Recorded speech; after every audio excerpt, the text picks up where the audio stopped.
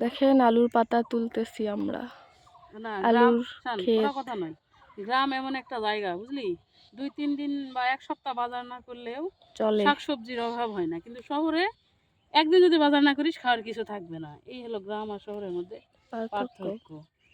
এই জন্য গ্রামে বেশি শান্তি শহরের তুলনায়, খাবার দাবারের বিষয়টা, আর কম দামেও জিনিস পাওয়া যায়। সঠিক।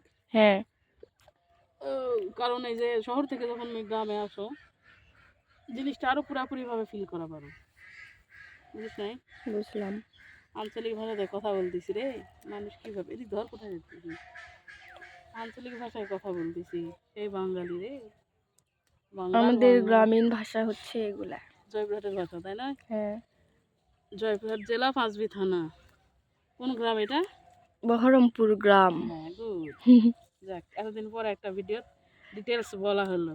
লোকেশন একবারে ফুল হ্যাঁ, লোকেশন। ফুল লোকেশন দেওয়া হলো। শিশির হাত পা ধরে তো সর্দি বেশি হয়ে গেল। হ্যাঁ।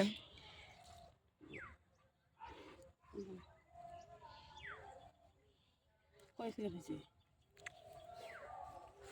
হ্যাঁ, ওরে হেতুল হেতুল বল তো।